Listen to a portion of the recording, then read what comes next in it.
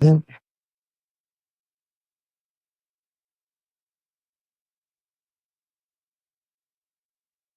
right.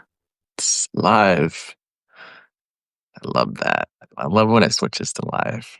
Here. A little fizz of excitement. Ashlina, hopefully I'm pronouncing that right. Thanks for joining us. Hi, Ashlina. Lovely to see you. Hey. All right. I guess more people pop in. I will get started with the intro. Let me see here. Oh,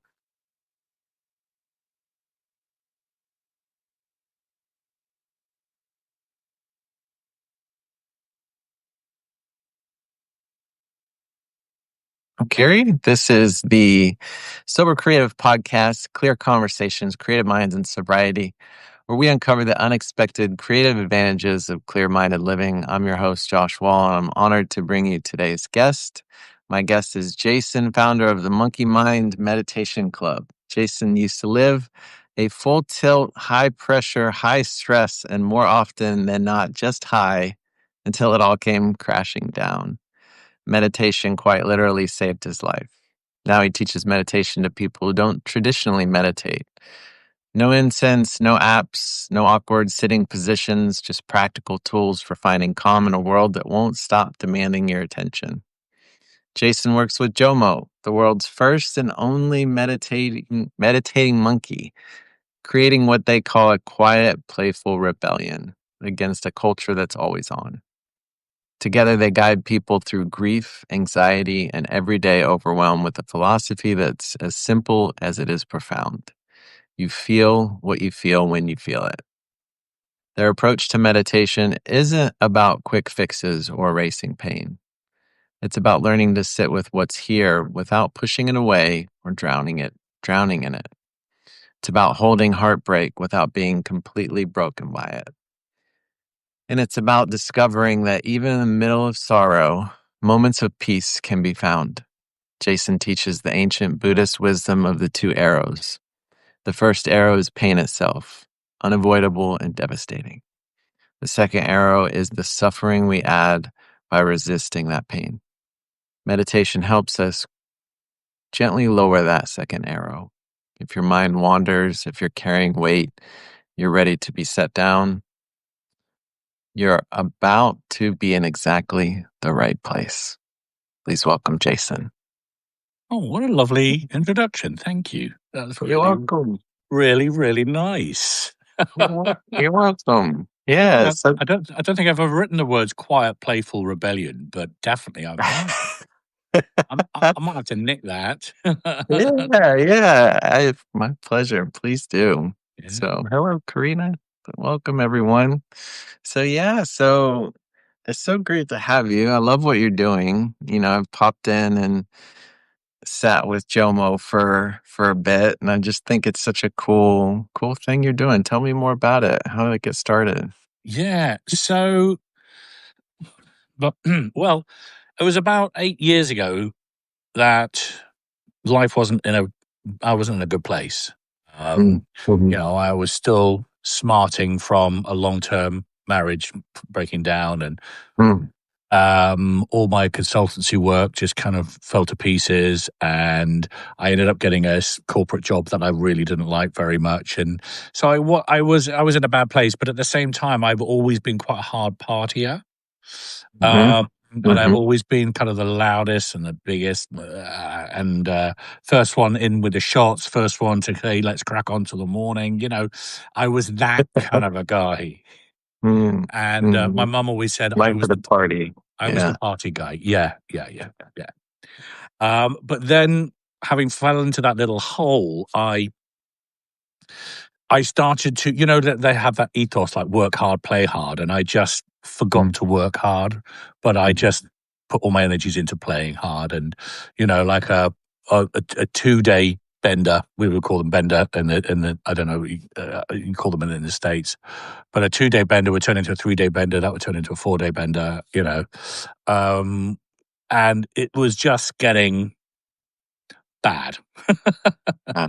Yeah. And I've often said it was fun until it wasn't.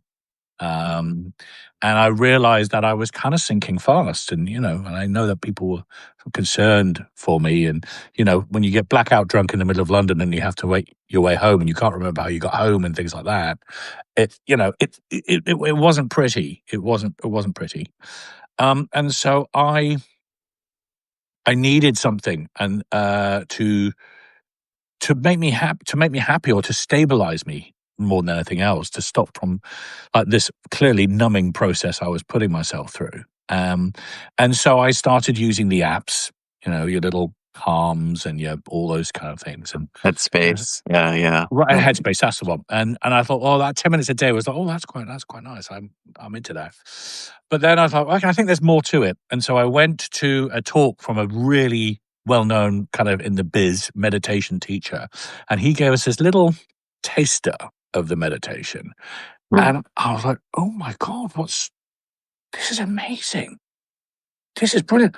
So I basically signed up straight away for the weekend, and that was 9 years ago now. Yeah, it was 9 years ago now that I did that. And I just headed into the group meditations, and it just started to profoundly affect me in such a great way. Um, and so much so, my background is actually in learning and development and training and teaching people and adult education and all of that kind of stuff. And so I thought, this is so good. And I saw the effect on other people around me, and I went on retreats and things like that. I was like, I want to teach people this. This is what I want to do. Mhm. And I did my ikigai. I spent a whole day working out my ikigai purpose, and I wrote 4 columns, and I wrote all the different things in all the different columns, what you can be paid for, what was it, what you can be paid for, what you love, what the world needs, and what you're good at. All right. So there's Mhm. 4. Mhm. Mhm. And all of them converged onto meditation teacher. I was like, well, okay, well, that's qualified my hunch. Mhm. Mhm. So I found another great meditation teacher to teach me. Okay. And I qualified in it. And so having done that, then I've always been quite a creative soul. And I kind of railed against a lot of the meditation stuff that I saw. Yeah. Not that it wasn't any good, but I was getting increasingly vexed Mm. by the perception of it. Mhm. You know, Yeah. and Yeah. and if you want to see the extent of the problem, I don't. Oh, I see. If I get my iPad out, if you want to see the extent of the problem,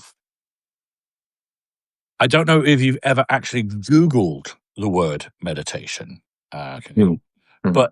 But when you do, as soon as I Google the word meditation, you will see the problem immediately. Okay. It's like under the images that pop up, or yeah. Right. So Yeah. yeah. So if I just I'm just doing it now. 1,000 times a day, I write mediation. Just all right. So there's the problem.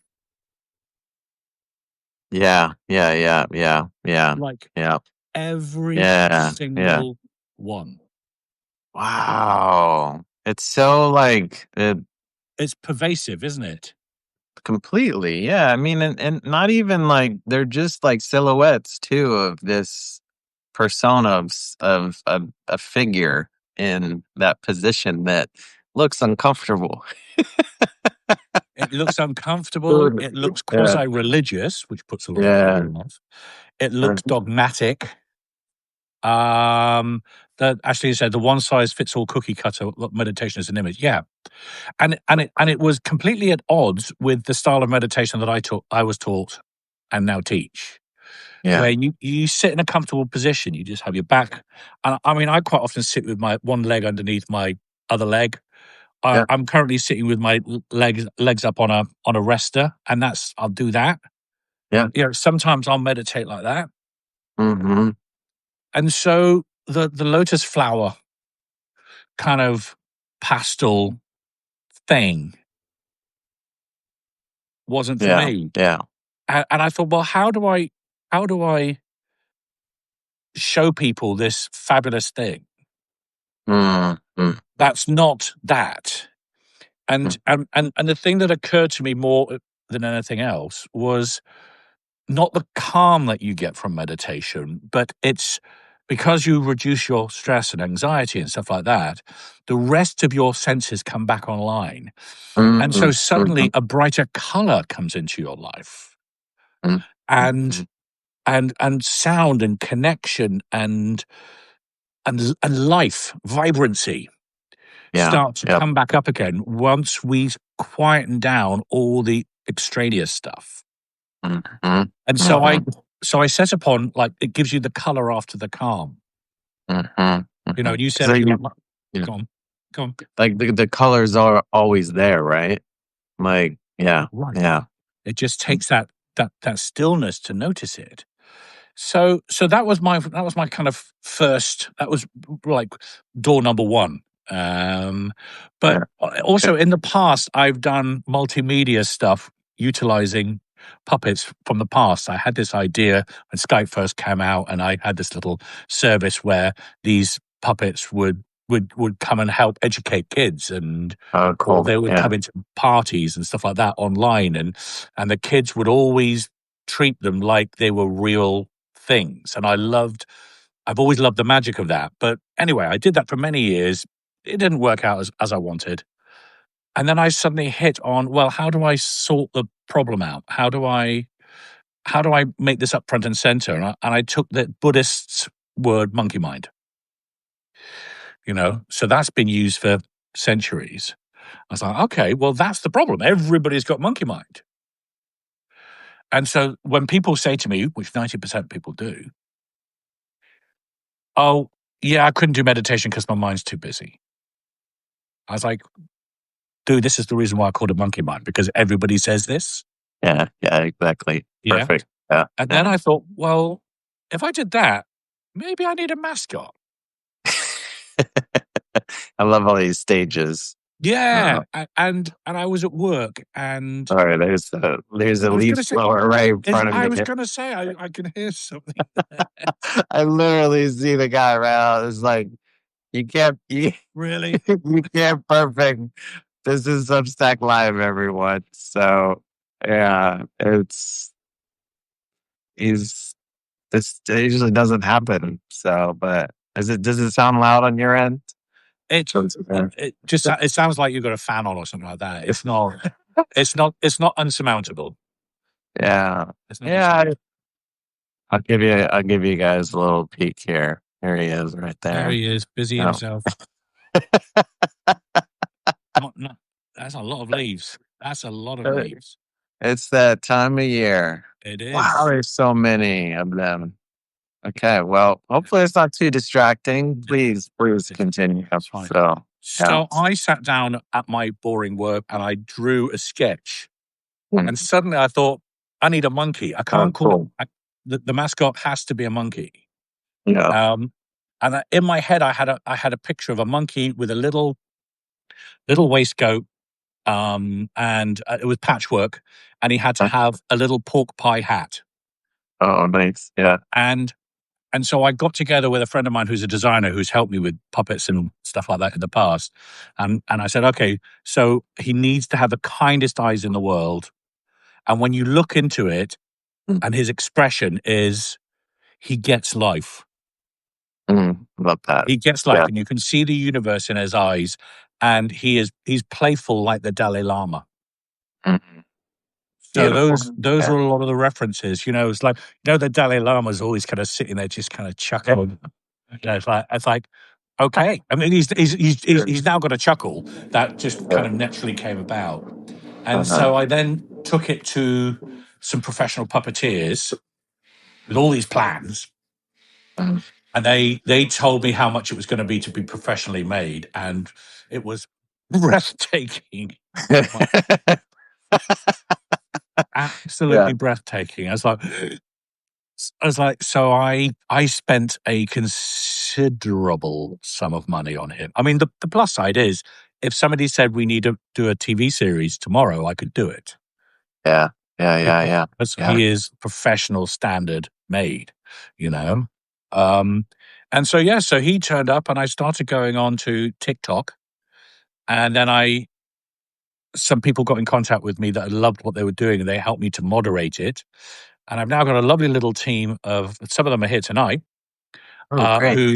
who sit with me and they help make this beautiful little community of people who will turn up 2, 3, 4 times a week to meditate, to listen to some stories, to chat. Sometimes people come in and they're having a bad day and stuff like that. And we've got all sorts of little traditions and mechanisms now to welcome people into the bubble Mm, and say it's for the next hour, it's okay. so And nice. so it's been really surprising because initially it was for children and it's uh I found out that it heals things in adults that I didn't know would happen. Mm, There's something within everybody that wants, this little furry friend with his little hands to just grab you by the hands and say, "It's gonna be okay. It's mm, all right." mm, And so I get a lot of people writing in saying how much they appreciate it. It also helps them people get to sleep as well. And so it's just kind of grown and grown and grown and grown and grown. Um, we actually had this is a bit of a brag, but we had somebody come in the other day into our TikTok, and TikTok's all about like there's gifts and stuff like that, which is not something I generally get involved with. But they mm, dropped the biggest gift imaginable, like a huge amount of money. I was quite shocked. mm. I was quite shocked. But what I was more shocked about was, well, I said thank you to that person, not knowing, not recognizing the name. And then afterwards, all the moderators on my little WhatsApp group melted down and they said, "Do you know who this person is? They've got 24.5 million followers." And it was Doja Cat. Oh, what? Wow. And she had been sitting there for about half an hour and she had said how much she loved the meditation and what have you, gifted, and then befriended me. And I'm one of 92 people that she's befriended. Um, and I had to Google in the end because I was like, I don't know who this person is. That's not a genre of music that I am massively familiar with. And Mm. everyone was like, okay, this is so, it's little things like that kind of bump it up and make it go, oh, okay, stuff's happening. It's That nice. is huge. That's huge. Congratulations. That's so cool. I mean, that's just like, it's touching an audience that you don't think you would touch, And I mean, I think like even an audience that's so important that's like, hey, I'm here doing this important work. Absolutely. And So it is beautiful. reaching the people who don't see it's almost like a honey trap for people to meditate. Yeah. Yeah, You know, yeah. Yeah, I yeah, mean, yeah. some people will then come and do my course, but ultimately, it's just the community is something that I didn't expect, Mm, and it's mhm, something that I've come to deeply, deeply cherish. mm, mm, Because the same people will come in, and when new people come in, everybody welcomes them. We have little traditions. He sings. He's got a hat, right? His little hat, and nobody knows it. Nobody initially, and then somebody at one point said, "Oh my god, he's got a little hat." And so now I put a little badge on it, and whenever or button, you call it a button, don't you? And whenever we hit 40,000 likes, he shows people the hat, and I call it the hat of joy. And he sings a little song. People love it. And then we do one at uh, 80. And then when we get to 100,000, he sings You Are My Sunshine, and people love it. You know, oh, and so there's parts of the people that will join to chit chat and mhm, community, and they'll say, "Oh, how did last week go?" Or "Did you get the job?" And it's literally that chit chatty. And then, mm, but there's a mhm, silent majority that come for the three meditations. You know, the story that I tell. All these guys, I do little Zen stories, and so and people have started to weave it um, into their schedule. I had somebody the other day saying, Jomo, could you hold on a second? I've just told my husband you're on, and he's coming upstairs to bed, getting in his PJs. I was like, that's okay. We can wait. So she Oh my goodness. and honestly, the conversations that we have, and people are so witty and so funny. You don't never quite know where it's going to go, and it's a beautiful tightrope. Love it. I love it. It's so beautiful. Well, I guess let's just talk a little bit more about, so you wanted to find, like, you found meditation, you found Jomo, like, with your sobriety. What else in your sobriety? Like, how long has your sobriety been going on now? What does that look like for you? So, well, I celebrated 7 years 2 weeks ago. Congratulations. Yeah. Yay! Well, and this is how good it is, how good it's got. I forgot. Yeah. I go into my little sober app that does the celebrate, and I look at it every couple of weeks now or months.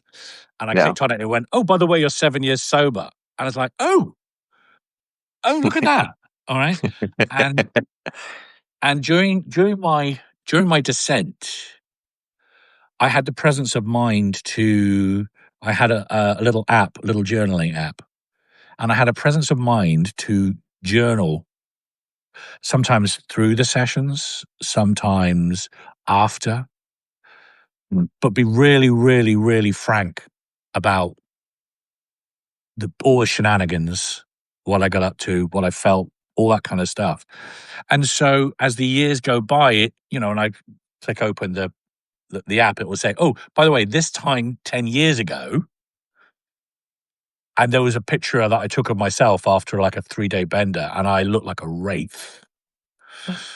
And just like I could see tears in my eyes, and I remember taking the photograph thinking, "Oh, I'm a disgrace. This is shocking. This is really shocking." And then I saw that person. I was like, I don't even recognize that person anymore, So, it was tricky to start with, and I had a couple of false starts, as many people do. I certainly reached out to a lot of people, and thankfully a friend of mine from school who I used to, we used to go to the liquor store, off license, we call it in England, at 15 and 16 and buy the booze. Right. So we used to rampage together then. And then, like 10, 15 years later after university, we were up in London and he was working in the media. We re-established ourselves and we used to rampage around London for a good kind of 5 or 6 years. But this time, higher level rampaging. We're not just kind of sitting in a park at 11 o'clock swigging from a bottle of vodka. Sometimes we were. And he had really fallen down a well and he had done rehab and all that kind of stuff. So when I told my other school friends that I was kind of struggling and I was having a real hard time, they said, "Oh, have you reached out to this guy? Because he's gone through a lot." And so I did. And it was so lovely to reestablish and be like friends with him. And he's my dearest friend, was one of my dearest friends. And for the first year, he did the "I'm going to call you every single day" thing. And he did. And some days we talked for 2 hours. Quite often I'd walk through London on my way home to the station, and that's when he would call me, so I could walk and talk. And so for that year, he really, really kind of got me on the straight and narrow. And I used to go down and visit him, and we would use that as our little retreat. In fact, he came back. He lives in Singapore now, but he came back for about a month, a couple of months ago, and we did the retreat again. It was lovely, but we barely talked about sobriety. I trained him to meditate, so he does that all the time now as well. And life is just great. I call it life 2.0. Yeah. It's like the second act, where the first act was fun until it wasn't. And so I changed it, and now it's kind of fun again. I don't know about you, but it's so strange now. I just like this time on a Friday night now, I would be either, especially in London, it was, you'd start on Thursday. They used to call it Thirsty Thursday. Yeah, they have that here too. Do Yeah, yeah. they? Do Oh they? yeah, yeah, yeah. I was in an industry that was very hard drinking culture, hard Mm, everything culture, and so it was very easy to kind of get sucked into that. And you start cracking open the beers at 4 o'clock in the afternoon on a Friday, and you wouldn't eat because you forget, right? And so mhm, by 8 o'clock you're sloppy drunk already. mhm, And I always used to turn around and say to people, "Let's go on an adventure," mm, mm, which was code for let's behave exactly how we want to do. mhm, And who knows where we're going to be at 6 o'clock in the morning? mm, mm, mm. Not. I mean, the thought of that now. If I'm in London at 10:30 at night, I'm getting itchy. I was like, "Yeah, I got to get home." It's like post-traumatic stress. Yeah. Well, yeah, and actually, a big part of that is where the name Jomo came from. It's the Yeah. joy of missing out. Mhm, mhm, And that's what I think sobriety has given me is that I love missing out on stuff. mm, mm. Yeah, yeah, You yeah. know, I'm sitting here chatting to you now. I've got a big cup of tea. I've had some toast. It's a Friday night. I'm as happy as I can be. Mhm, I am content mhm, and full. mhm. Uh, Yeah, that missing out though, it's like you gained something, right? It's Yeah. great. It's really, really good. It wasn't a fantastic phrase that's done around the internet. I think it was Tom Hardy, and he said that there's, you know, s- people underestimate just sitting at home watching a film, chilling with snacks. You know, he said he calls it. He's like that's fucking priceless. Yeah. Or words that. I mean, I misphrased it, but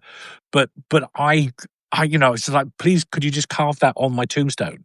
It's like he sat. I just, I'm sit at home and I'll read, I'll write, or I do my Jomo stuff, and and then you go to bed at a reasonable hour and you like curl up and you're present to everything. Yeah, yeah, yeah, yeah, And yeah. all those I call them mini joys, these tiny little joys Mhm. that that would have been washed away with the tidal wave of booze and substances and stuff like that. Yeah, totally, and we can pivot to, like, grief. I feel like there's strength now with being with grief in a different way. You know what I Yeah. mean? Like, it's not so much of an avoidance. It's No. like yeah. What do you No. think?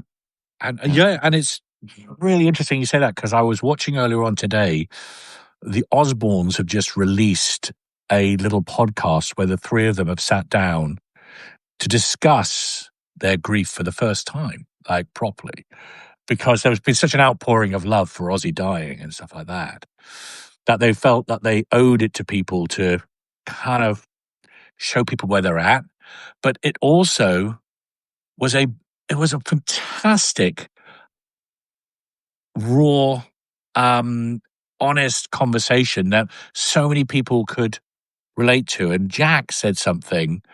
He said that it's horrific and it's beautiful at the same time, Mhm. and I think with grief, certainly with sobriety, like sober people, and I put this at the other day, they're badass, right? Mhm. Because we have committed to feel all the feels. Yeah. We're like raw dogging it through life, It's true. which is, when people say, "Oh, like addicts are weak," it's like, fuck off, actually, because And when you're cheating. when you're not, when you're a recovered addict, when you've gone through, you're living a life of sobriety, we are choosing to process everything Mhm. as it Mm, comes in, and that takes some doing. mhm. Yeah. No lube. It's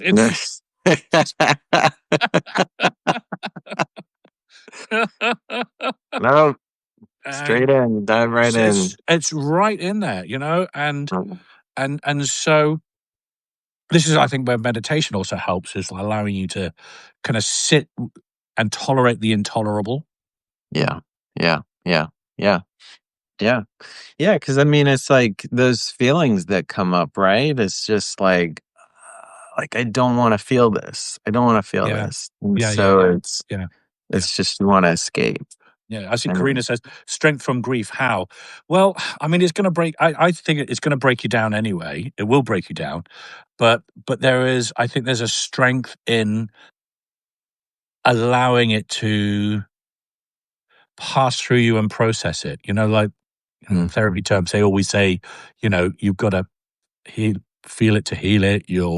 yeah, There's yeah, you can't go around, you've gotta go through all these universal truths. hmm, Um And certainly a friend of mine, very, very, very dear friend of mine, she's like the sister I never had, and she passed away during COVID, not from COVID, but it was incredibly fast. It was incredibly swift and brutal. And and I remember about a month beforehand watching people saying goodbye to people on FaceTime because of COVID. And I remember saying to my mom, that must be the worst thing you must ever go through. And a month later, I was going through it. And the night that she passed away, she couldn't speak anymore because the cancer had riddled her body. And I read to her, I read a book, because I said to her husband, that's the only thing I can do that's useful. It's for her just to hear my voice. And so when the husband switched it off, I knew that was it. I was, w- we were never going to see each other again. So I had to sit at home and process grief on my own. I had no one. mhm, I did have to go to the funeral, and I had to travel all the way up to England during the lockdown. I saw about 80 people in the whole journey. There was 15 of us in the church, and we were all separated. It was horrific. yeah, yeah, yeah. But my meditation practice allowed. You talked about the two arrows. It allowed me to feel the pain, and I did. I cried hard. I cowled at the moon, and I processed and I processed. But I knew to just sit in it and not avoid it, and feel what I feel when I feel it. That was something that I learned many years ago when a friend of mine committed suicide, and all our friend groups, that was our mantra. Mm, mhm, mhm, Um, and I honestly think that processing stopped me from suffering unduly from it. mhm, Because mhm, because sufferings surrounds it, don't you? You suffer about the fact that you're grieving. mm, mhm. All right, but the grief itself, that's very pure. That's Yeah, very concentrated. The suffering is this malaise around that. mhm. Like sticky. I think Yes. it sticks. Like other thoughts are like just add Yeah, to it. yeah, yeah, yeah. And there's just like worrying about the fact that you're grieving. It's like, okay, well, we don't need that. It's enough already. It's Fuck. enough. It's enough already. Yeah, absolutely. You know, Yeah. and I think also, with the sobriety as well, it that's the time when you could go back to the bottle, right? Or you could go back to Yeah. using or whatever it might be. That's when life really tests you. Mhm. Mhm. Yeah. Yeah. So, what's your experience been? With my sobriety? Yeah. Oh wow. Alcohol, throughout, most of my college and early career, it was depression, of just all the thoughts, and this was pre meditation and not uncertain of, yeah, like it trying to find the why, like so many things in my life, like have gone so well, and it's was always this attachment to like, why do I feel depressed? And I wouldn't correlate it with certain things that would happen throughout the day that, would just add to it and add to the subconscious nature of, the thought happening and then turning into a feeling that would just be there and not be processed. And so then it's easy to reach for alcohol at the end of the day and just numb yourself and escape. And so that was my life for, yeah, so many years. Yeah. And yeah. I think one of the saddest parts to it is that, I mean, a lot of people can function very well with booze and drugs and all that kind of stuff, and a lot of Mhm. creativity has been born from that. Although you're holding the fire quite close. Exactly. A Yeah. lot of people have tipped Mhm. over that Mhm. line, but for me, all of that stuff, it all the creative part of my mind just kind of withered Mm. Mm. for me. Mhm. Mhm. I Mhm. Because I couldn't find any natural joy. Yeah. I didn't have any natural space in my head. And so the more and more sober I got, and the more I did the meditation, which in itself is as we talked about, aid to creativity, and the Mhm. more stillness we got, suddenly everything fired up again. Mhm. And so the creativity was kind of off the charts. And I was like, oh my God, there's so much in here that needs to come out. It's like, oh God. Yeah, rainbow shooting out of your mouth Yeah, and yeah, yeah, ears yeah, yeah. and Just kind of ideas tumbling out. Mhm. So he says alcohol's a curse. I agree. You know, did, Completely. did, did you find? Are we all right for time, by the way? I mean, we're a little bit over, which is okay. It's totally fine. We'll blame it on the leaf blower earlier in the session that's That's fine. extended our time. We'll take So leaf blower time out. Yeah, extra time. yeah. I like that. Sure. Oh, God, I forgot my point now. But it was what were we talking about? We're talking about the fact that the creativity comes out. Yeah. No, it's completely left me.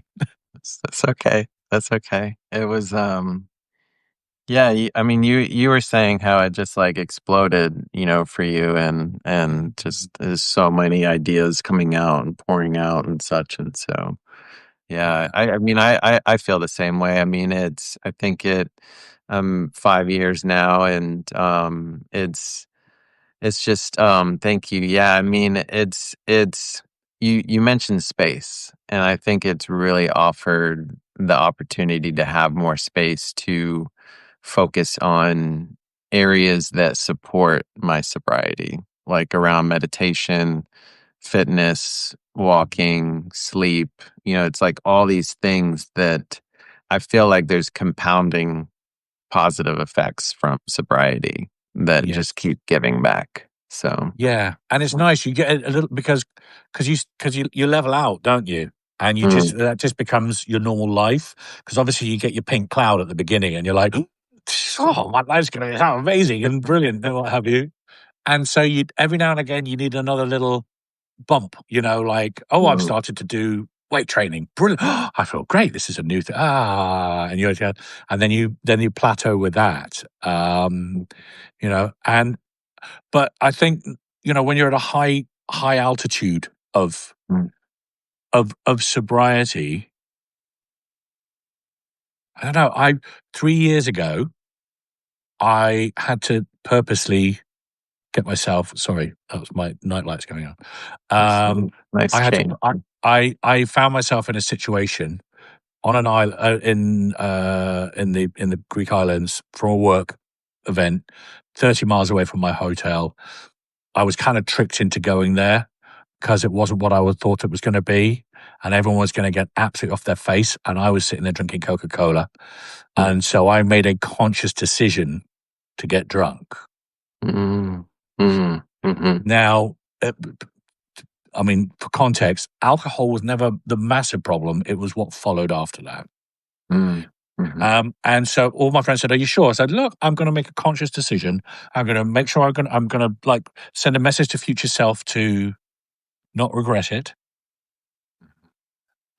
And I'm going to do it." So I started to drink, and to it was such a familiar thing, that little tickle in your head and stuff like that. And Mhm. so and it was all expenses paid, and obviously within an hour I'm up on a podium dancing, right? Mhm. Because Party Jason came back with a vengeance. I've been sleep forbidden by slumber. Right? And all my friends was like, "Oh my god, Party Jason's back!" Woo, woo, woo.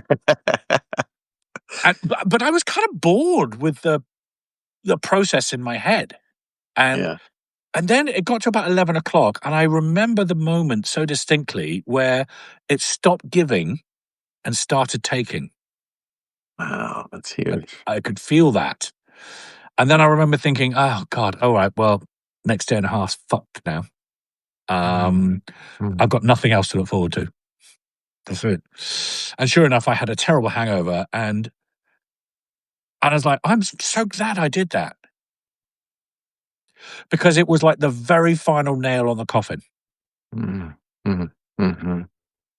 And I thought, "Oh, am I going to worry? Am I going to know? Oh, have I opened up a gateway in my head?" No, it closed everything down.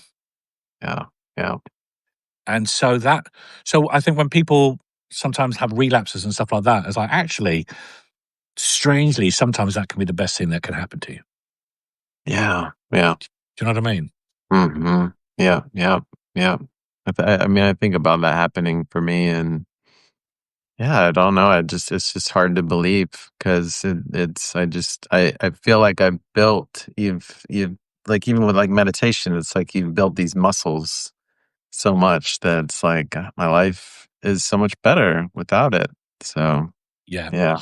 100%. I couldn't imagine now the thought of having a whole Sunday written off Yeah. because Yeah. because I just feel like hell because I've been effectively poisoned, you know? Yeah. Yeah. And you think too of like our lives like aren't getting longer.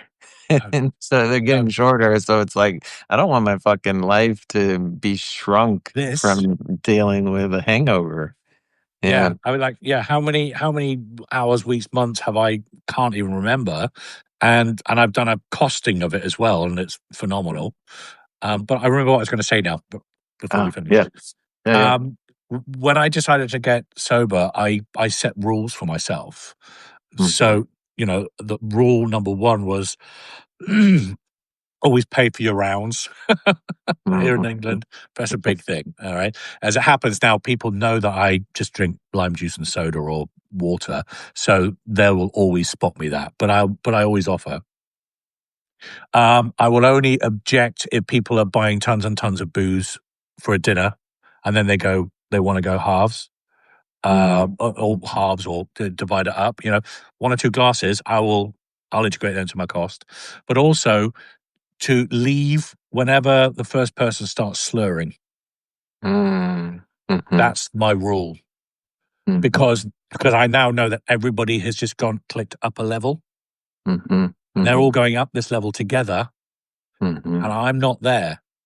And I Mm-hmm. and I would forget, and I'm trying to be witty and chat and what have Mm-hmm. you. And then I suddenly realized it's like, actually, you're not on a level with me.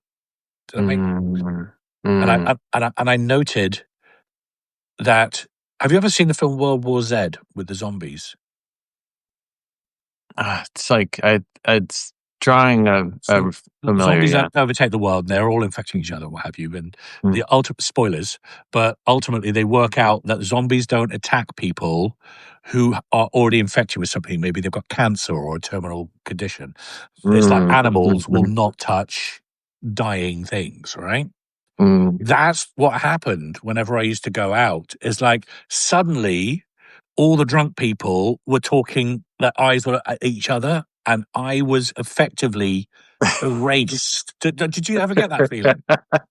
I could see that. Yeah, yeah. Right? Yeah, yeah, yeah, And I'm yeah, erased yeah. from the conversation, and I'm trying to butt in and trying to be witty and erudite, and Like you're it, wearing that zombie skin and in The Walking Dead, like yeah, walking around. and they just don't see me. They just don't. So I normally do an Irish exit, and I go to the toilet and then go. Yeah. So those rules have helped me stand in good stead. Mm. Yeah. Yeah. It's been such a beautiful conversation, Jason. Thank you. I'd love to end with seeing Jomo if we could share some time with our dear friend. So Yes. Yes, indeed. Yes, indeed. we could easily go on for another hour. So yeah. So he is just going to make sure he's in good nick. Mm-hmm. So there we go. Thanks everyone for being with us today too. Oh, he's so beautiful. It's so amazing. Just sitting there with me, chit-chatting. It's rare that you see the two of us together. I know, it's just in the photo. So it's so nice of it being live with It's us. been so beautifully constructed. You can't see it, but this has been hand dyed to the specifications that we gave, and then Wow. they put little touches, like the thread there is exactly the same shade as his skin, It's beautiful. and it's all Yeah. been kind of handmade. And then, sorry, I've got a little thing here to keep his eyes open. So I'm going to close his eyes and then I've got a little thing here that you can do with his hands, and he's got his little feet as well, and they're all completely posable. So yeah, that's Jomo for you, and he's quite big. He really is. Yeah. Yeah. He's so beautiful. Yeah. Hello. I gotta screenshot this. Hold on one second. Okay. I got it. There we go. But do you see what I'm saying about how, like, his eyes needed to have kind of depth and soul in them, All and right. I he's think got I to have got it. Yeah. a lovely Oh, this little. has been so fun. Hmm. So, well, thank you for having me. Yeah, no, his eyes. Yeah, I mean it. When you talk about the universe, yeah, I mean it's. I think it's so peaceful that everybody gets to experience, practicing with him. So Definitely. Well, come along to another one. yeah, More than yeah, welcome. I'd love to come on to TikTok too. So Yes. feel free to let everybody know like where we can find you. Sure. So All you need to do is to look up Monkeymind meditation, and you'll find that on all the socials, on YouTube, Instagram, mm, and TikTok, mostly TikTok. And then you can actually join here as well. And the nice thing is, well, the thing that we can offer here that we can't offer on TikTok is that you have access to the recordings as well. okay, okay. So people like that because sometimes they miss it. Mm-hmm. So yeah, it's we're very accessible. Very good. Well, Jason, thank you for sharing your story and sharing Jomo with us, and everybody who's joined us. Thank you so much for Thank your you so time. much. Yeah, These conversations always give so much back, and so yeah. brilliant. Thank you for having me as your guest. I've really Yes, enjoyed it. I can't wait to meditate with you guys. And so, yeah, have a good weekend, everyone. We'll see You you too. later. Take Take care. care. Bye. Bye.